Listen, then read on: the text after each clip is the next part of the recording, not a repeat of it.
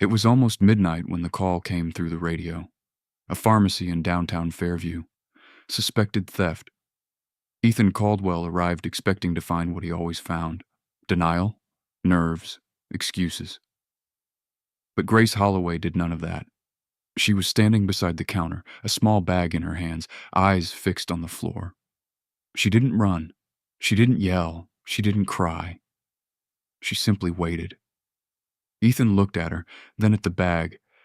Medication. Expensive. For the heart. He had arrested many people in that town. But something about that silence, calm, heavy, exhausted, stayed with him through the entire night. At the station, Ethan filled out the routine forms. Name, address, date of birth. Grace answered everything in a low, steady voice without hesitation. What caught his attention was what was not in the system. No priors, no previous incidents. A person completely invisible to criminal records. In recent years, Grace had worked at a grocery store, then at a nursing home. She had changed jobs several times, no apparent explanation in the files. Ethan typed in her address. An old house on the outskirts of Fairview. Registered under the name Carol Dawson, 71 years old. Diagnosis: chronic heart failure. He closed the computer and stared at the wall for a moment. Those medications weren't for Grace. In the days that followed, Ethan began investigating on his own. It wasn't his obligation. The case already had a defined legal path, but something kept him from simply filing the folder away and moving on. He found social assistance records, hospital reports, and old interviews with neighbors. The portrait that emerged from those pages was of a life built entirely around someone else. Carol Dawson had worked for decades as a kitchen aide at a public school. When her husband died, the small pension that supported the household was terminated. The income that remained barely covered the rent. The two older sons? One had moved out of state and cut off contact. The other was dealing with debts and simply refused any responsibility.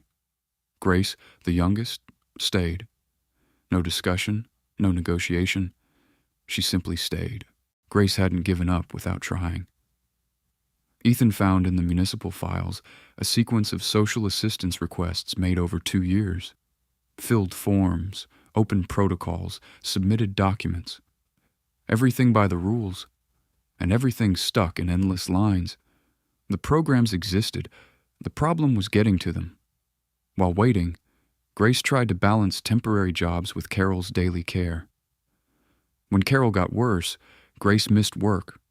When she missed work, she lost the job. When she lost the job, the bills fell behind. A silent cycle, invisible to anyone on the outside. Neighbors reported seeing Grace carrying Carol to the car alone on appointment days, with no help. They also reported days when the house went completely quiet, lights off, as if the world inside had simply stopped. Ethan read each page twice. Not a single official report had flagged this as urgent. The more Ethan investigated, the more he found moments that never made it into any report.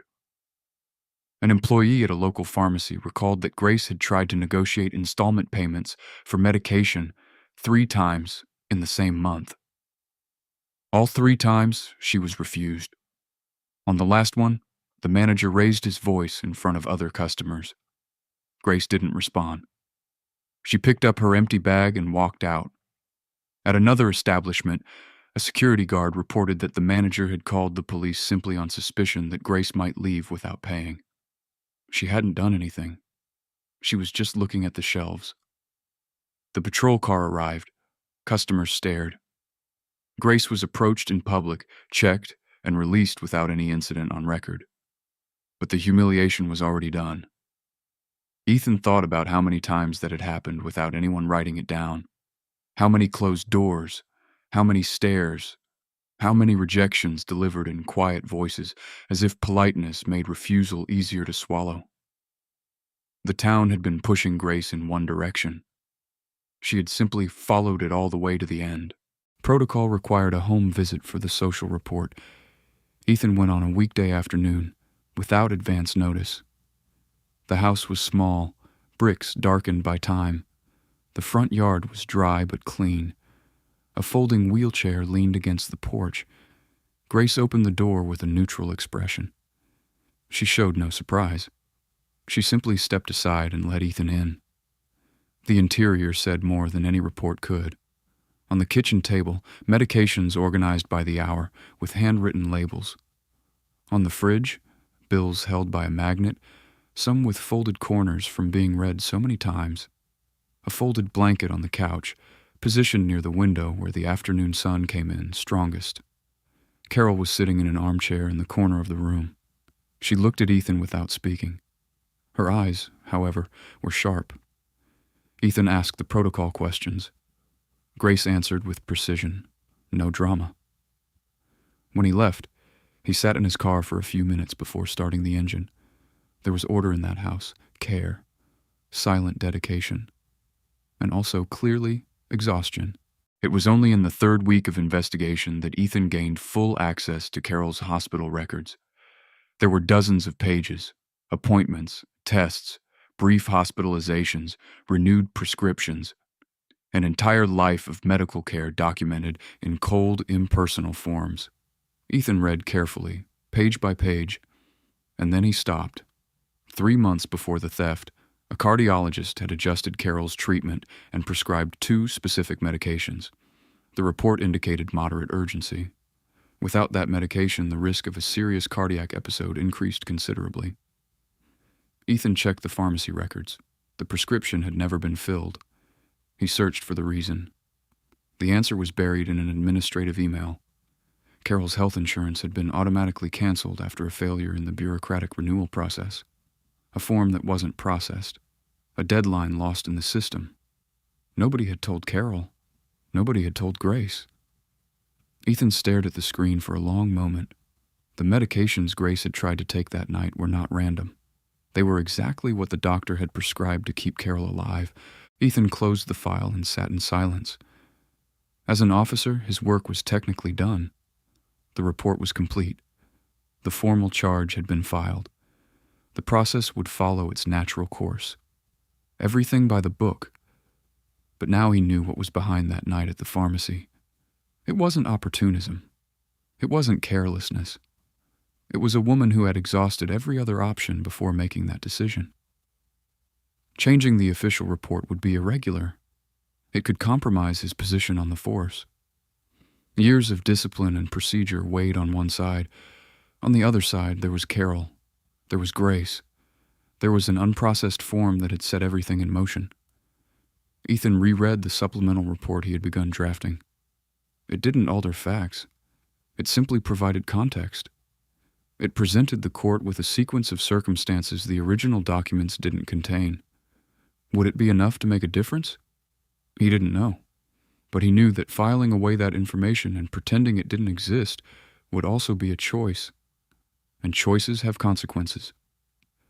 Ethan signed the document and forwarded it to the court. The hearing was brief. The judge read Ethan's supplemental report in silence, then read it again, asked the prosecutor a few questions, listened to Grace's public defender without interruption. The room was small and nearly empty. Carol hadn't been able to attend. Her condition didn't allow for long waits on hard chairs. Grace stood during the reading of the decision. The original charge was reduced to a minor infraction. No permanent criminal record, no prison sentence, a symbolic fine and community service at a local health clinic. Grace showed no euphoria. She simply closed her eyes for a moment. Ethan was at the back of the room. It wasn't his obligation to be there, but he went. Outside, the Fairview sky was overcast, as it almost always was that time of year. The town remained the same. The closed factories stayed closed. The hospitals stayed overwhelmed. But for Grace, that decision meant something concrete.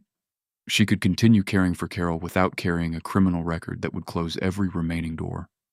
Sometimes, small decisions change enough. In the months that followed, life in Fairview continued without great transformations. Carol was enrolled in a municipal medical assistance program. The process had taken nearly 3 years since Grace's first request. The approval arrived by letter, in a plain envelope, without ceremony. The medications prescribed by the cardiologist began to be covered, the appointments partially. The household bills remained difficult, but the most urgent weight had been lifted. Grace found stable employment at a nursing home on the north side of town. The same kind of work she had done before, but now with fixed hours and basic benefits.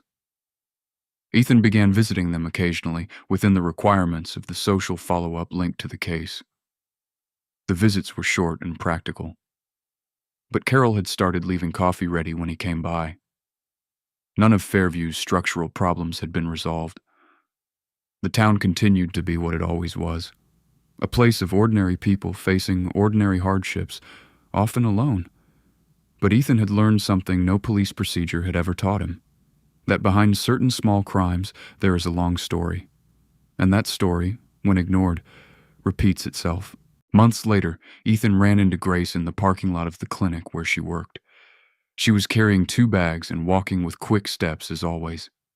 He honked once. She recognized the car and nodded. They stopped for a few minutes. No deep conversation. She asked if he wanted coffee. He said he didn't have time. Before leaving, Grace looked at him and said simply, "Thank you for reading all the way to the end." Ethan didn't respond, but he understood what she meant. Many stories like hers never reach a courtroom, never find someone willing to read beyond the first report. They end in criminal records, closed doors, and silence. Carol still lived in the same house, still needed daily care. The wheelchair still leaned against the porch, but she woke up every morning with the right medications on the kitchen table. And Grace was still there. That wasn't the end of all problems. It was simply the difference between a life that continued and one that could have completely fallen apart. Sometimes that is enough. Before you go, drop a comment and let us know what city you're watching from. We'd love to hear your thoughts on Grace and Carol's story.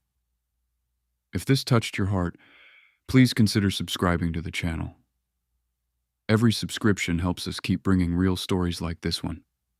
Thank you for staying with us until the very end.